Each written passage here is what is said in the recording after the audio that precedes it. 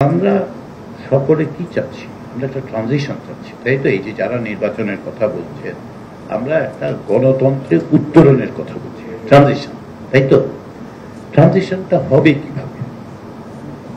আমার কেন যেন মনে হচ্ছে যে আমাদের রাজনীতিবিদরা কম বেশি এই জায়গায় আটকে যাচ্ছেন, যেন একটা নির্বাচনই হচ্ছে উত্তরণের, গণতন্ত্রের উত্তরণের পথ। তো তাই যদি হবে, তাহলে আমাদের দেশে গণতন্ত্র প্রাতিষ্ঠানিক রূপ পেল না।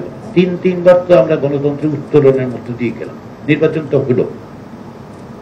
বাংলাদেশ তো তিনবার ডেমোক্রেটিক ট্রানজিশনের, কনসলিডেশন অফ ডেমোক্রেসি যেটাকে বলে, গণতন্ত্রকে টেকসই করার পদ্ধতি, সুযোগ তো তিনবার পেয়েছিল। 1973 সালে যখন সংবিধান তৈরি হয়, সেই সংবিধানের কি হয়েছে এটা আপনাদের আমার তো স্মরণ করে দিতে হবে। যারা ওই সংবিধান লিখেছেন তারাই কিভাবে, কি ভয়াবহ ভাবে সেই সংবিধানের উপর পাড়া দিয়ে দাঁড়িয়েছিলেন। যারা আজকে 72-এর সংবিধানের জন্য অত্যন্ত বেশি মাত্রায় আহ্বান করেন, তাদের আমি জিজ্ঞাসা করতে চাই, কোথায় ছিলেন 75 সালের জানুয়ারিতে? 72-এর সংবিধান আজকের দিনের যে রাজনৈতিক দলগুলো গণতন্ত্রের সংগ্রামে আছে তারা কেউ অপমান করে নাই। যারা করেছেন তারা ক্ষমতায় ছিলেন, একাধিকবার ক্ষমতায় ছিলেন, একবার না একাধিকবার 72-এর সংবিধানের ভয়াবহ রকম ক্ষতি সাধন করেছে। তো আমরা তো তখন একটা সুযোগ পেলাম, এটা নির্বাচন হলো। কি নির্বাচন হলো সেটা আপনারা জানেন। আমরা ডেমোক্রেটিক ট্রানজিশনে না গিয়ে অথরিটেরিয়ান, পার্সোনালিস্টিক অটোক্রেসিতে গেলাম। এক নেতা এক দেশে গেলাম তো 1975 সাল। ফিরে আসলো সেটা আবার 2009 সালের পরে, এক নেতা এক দেশ। একটা দল, তার আদর্শিক অবস্থান হচ্ছে এক নেতা এক দেশ। তো আমরা 91-এর ডেমোক্রেটিক ট্রানজিশনের জন্য আমরা একটা ইলেকশন করলাম, 15 বছর ধরে সে করলাম। কিন্তু পলিটিক্যাল কালচারের মধ্যে যে ভয়াবহ জিরো সাম গেম, হয় আমি পুরোটা পাবো, না আমি এর মধ্যে আর নাই, গেমের মধ্যেই নাই।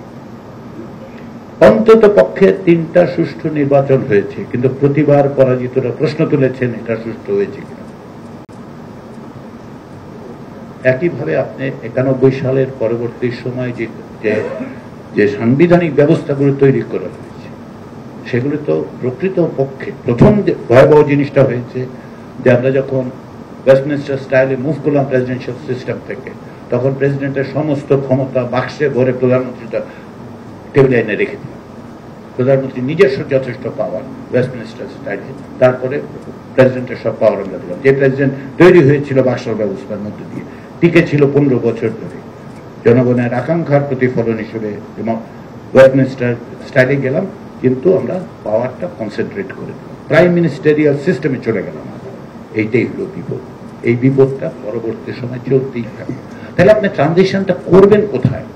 ট্রানজিশন একটা নির্বাচন দিয়ে হবে?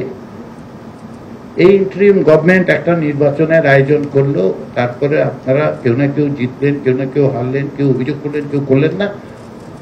তারপরে এখন যারা অন্তর্বর্তী সরকার আছে তারা চলে গেলেন, কোথায় গেলেন, যাই করলো, সেটাই ট্রানজিশন। ডেমোক্রেটিক ট্রানজিশন এত সহজ? Japan Bangladesh joint venture company JBS holdings limited. নেপালে হয় নাই ট্রানজিশন? হইল তো? আপনারা সারাক্ষণ নেপালের উদাহরণ দিচ্ছেন, নেপালের ট্রানজিশন হইল না কেন? কারণটা হচ্ছে যে আপনি ইনস্টিটিউশনটা বিল্ড করেন নাই। ইনস্টিটিউশন বিল্ড না করলে যেটা হবে সেটা 1991 থেকে 2006 পর্যন্ত হয়েছে। শেখ হাসিনার সামনে 3টা অপশন ছিল 2009 সালে। তো একটা হচ্ছে যেমন ছিলাম আগে এমনই থাকি, 2 পার্টি থাকবে, আমরা পরস্পরের সাথে এক ধরনের হইচই করবো, ইত্যাদি করবো, ইলেকশন হবে, ভোট টোট হবে, ক্ষমতা বদল হইল। আরেকটা কি ছিল? আরেকটা ছিল যে ভাই 15 বছরে দেখলাম অনেক প্রতিষ্ঠান নাই, বাইরের শক্তি এসে ইনফ্লুয়েন্স করে, তাহলে আসলে এগুলি একটু ঠিকঠাক করে আমরা মোটামুটি আমরাই থাকি, কিন্তু ঠিক করি। আরেকটা অপশন কি ছিল? আরেকটা অপশন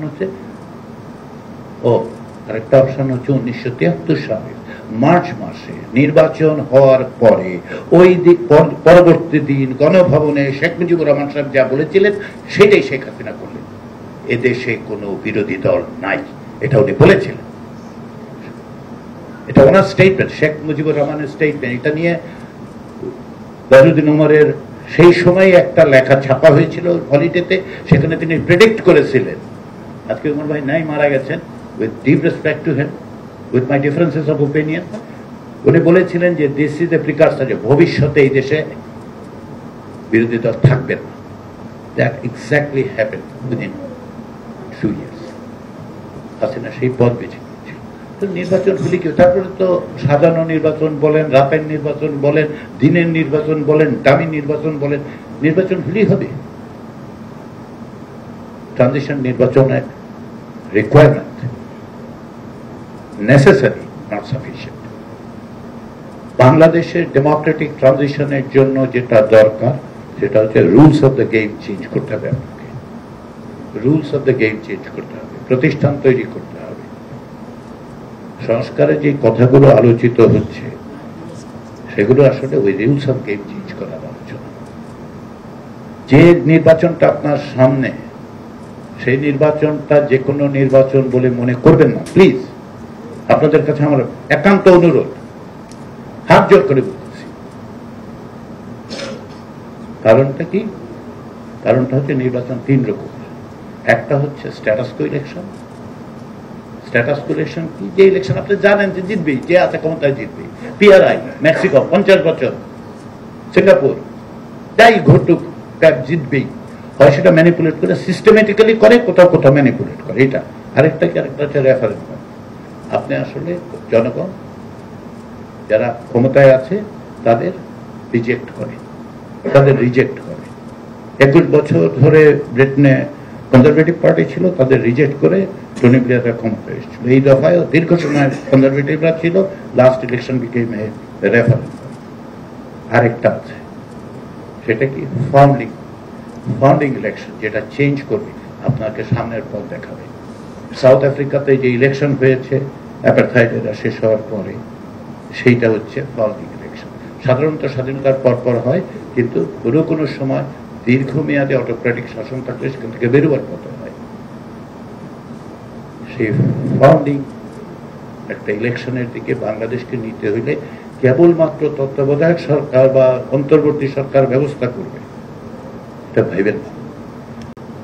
সরকার নির্বাচন করে না, সরকার নির্বাচনের ব্যালট পেপার ছাপে, বাক্স জোগাড় করে, তারপরে ওই জায়গা ঠিক করে দেয়। নির্বাচন করে জনগণ এবং রাজনৈতিক দল।